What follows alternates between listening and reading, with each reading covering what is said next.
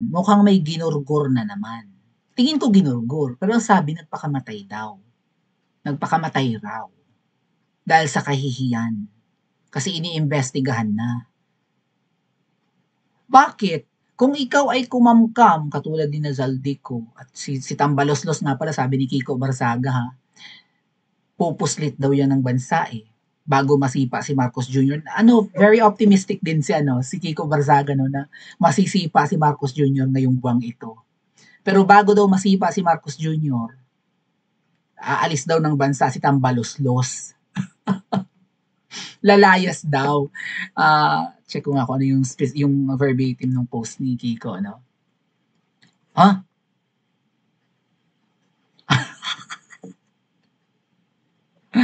Okay, sige. Winawarla ni Miss Maharlika si Babalina. Si Babalina? Parang kilala nyo na yan, ano? Maasim yan, na prutas. Alright. Ano ba yung post ni Kiko? Hinahanap ko lang yung exact na sinabi. Basta balak daw tumakas ni Tambaloslos bago masipa si Ngiwi Jr. ngayong buwan. Which is nice. Nice. Very nice. Ayun. At ito ang sinabi. Martin Romualdez will escape the country before President Marcos resigns next week. Will he resign though? Next week? Next week? Really? Anong araw na ngayon? Philippines, anong araw na? Huwebes?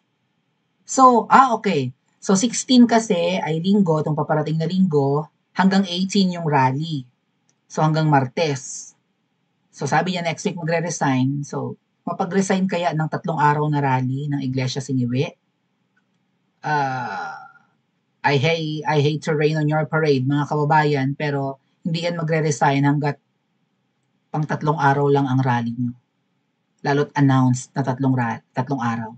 Ang igagawin lang ni Ngiwi niyan, magpupulvoron, matutulog, and then pagising sa, tapos na ba yung rally? Tapos na? Okay na? Back to, back to work na ulit? Business as usual na ulit? Go po siya. Tapos na rally na. Okay, fine. Naggastos. Ano pang kailangan nila? Anong gusto nila? Anong sinabi? Ganun. Hindi mag-rally sila ulit next year naman. Parang ganun ano. Kasi nga kung hindi mananawagan ng husto ang mga magrarally na bumaba ka na. Tama na. Hindi yan bababa. Sabi nga ni VP Sara hindi sapat yung manawagan kayo ng Marcos resign kasi hindi talaga yan bababa. Di ba sinabi ni VP Sara yan? Walang saysay ang sigaw nyo na Marcos resign. Hindi yan bababa. Alam ni VP Sara, kasi takot yan na mawala sa pwesto at mawala ng immunity. Right? And kakapit talaga yan sa pwesto dahil nga matagal silang nasabik at matagal silang nagtiis at nagplano para bitiwan lang after 3 years and 6 months na 3 years and 5 months na hindi yan bibitiw mga ating. Pero kung sakasakali nga po na magresulta sa pag-resign ni Ngiwi ang mga rallying paparating simula sa linggo, itong linggong paparating, tatakas daw si Martin Romualdez. Ngayon, balikan natin yung nagpakamatay di umano. Tandaan nyo may mga nagpakamatay na. Nagpakamatay or namatay. Merong appointee si Ngiwi na nag-golf daw, right? Nag-golf. Sino ba yun? Nasa dulo ng dila ko eh. Nag-golf tapos napagod so parang nagkaroon ng complication kasi nag-golf ba yun or basta naglaro ng sports, something like that. I think it was tennis if not golf, no? Na after maglaro, napagod, nagkaroon ng komplikasyon, namatay. Malay natin, hindi namatay, malay natin, naglason. Nilason. Parang yun yung namatay daw, yun yung kasama yata ni Ma'am Shi sa meeting with the executives of Smart Magic. According to Attorney Glenn Chong, parang isa doon sa mga kasama ni Ma'am Shi sa meeting sa mga taga Smart Magic para kalikutin ang election ng 2022. Yun ba yun? Parang ang apelyido niya ay in chicken eh. Comment nyo nga sa comment section kung familiar kayo. Basta may ganun eh. may nategi dahil daw nasobrahan napagod lang sa nilarong sports. Hindi alam na siguro may heart problem or something. Tigok. Malay natin, hindi talaga yung natigok of a natural death. So ito naman, sabi nga, DPWH official, tsaka may iba pang mga nagkanda tigok-tigok na parang kahina-hina. Tigok ba talaga? Sure ba yan? Ay, yung natigok nga sa Beverly Hills, aksidente lang daw yun, pero natigok talaga sa pulveron. Paano namang aksidenteng natigok sa pulveron, ang ngod-ngod, nadapa, sumubsob, kaya nasobrahan? What accidental death?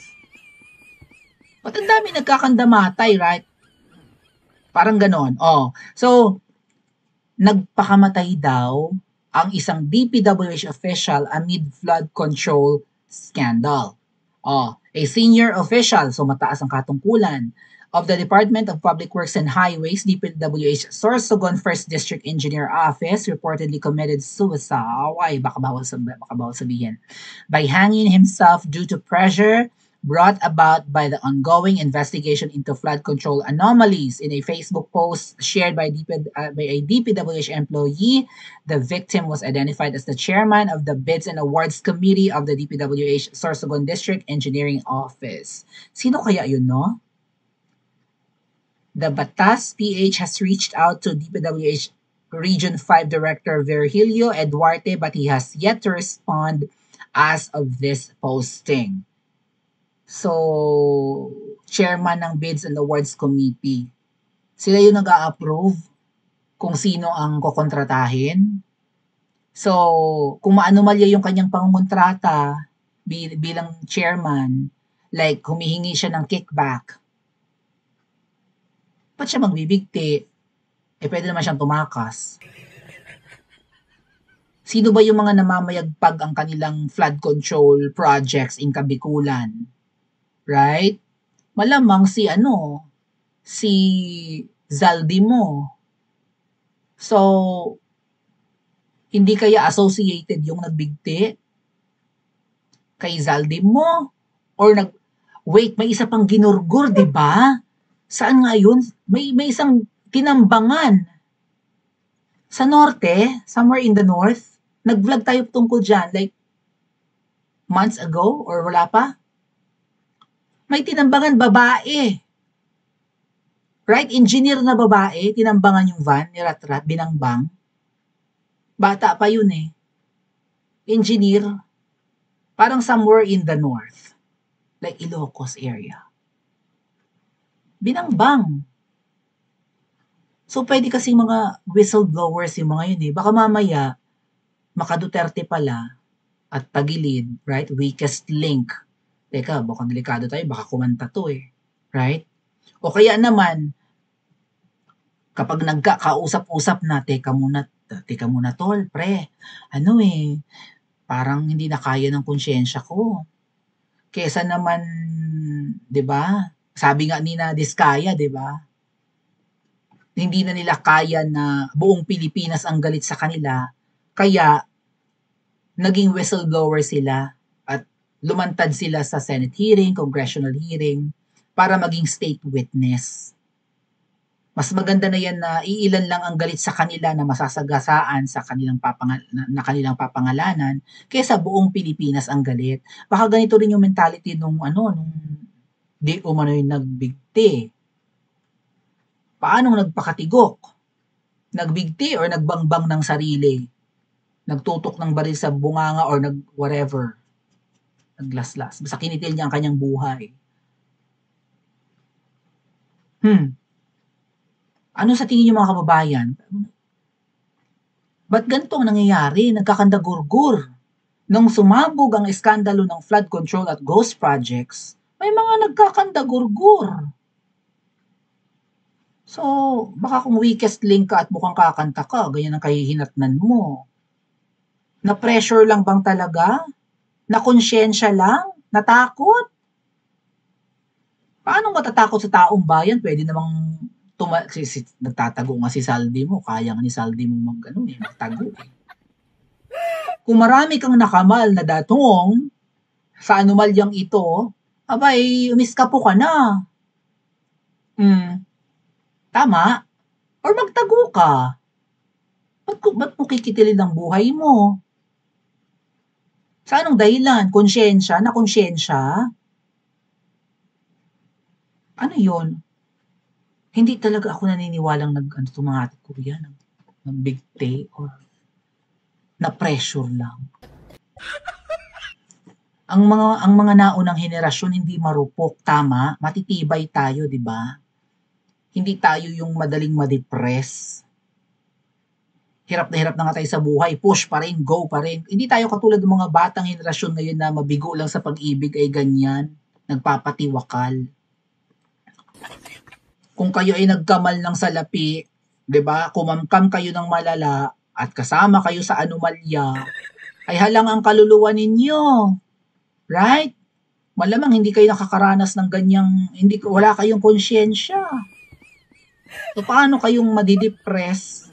Right? At ano din, yung mababagabag ng inyong konsyensya kung mga masasama naman kayong tao. Hindi kaya ito ay ginurgur, mga kababayan? Baka balak kumanta. Right? Lalantad na ako. Ako'y i-attend sa hearing. Baka ganun, no? Magsasalita na ako. Para bigyan ako ng proteksyon. Tama? Oh, lalantad ako. Hindi naman ako most guilty eh. Ikakanta ko kung sino yung, malay yun, may pinagdideliveran pala ito. Right? Malay nyo, ito yung lumuluwas ng Maynila para maghatid ng datong. Sa palasyo ng mga ahas or whatever. Oh. Imposibleng wala itong napala sa kanyang anomalya. Hindi ka kasi mga ay nagbigti nga no, he hang himself daw. Nagbigti, hindi pala nagbangbang. Nagbitay. I think dali ka namang bigtiin, tapos palabasin na ikaw itong nagbigti. Keme-keme lang nagagawa ka ng di ba, ng suicide letter. Hindi ko na kaya, pasensya na, nakukonsensya na me. And then, tali ka na lang ng Diyos ko, pag ang nag-prepare ng lubid mo, may gloves, di ba? Napakaraming paraan. O kaya naman, utasin mo ng buhay mo or utasin namin ang pamilya mo. Something like that. We don't know. Basta ang alam ko mga kababayan, yung mga nagkakandamatay sa panahon at sa under the Ngiwi administration, shady yung pagkatigok.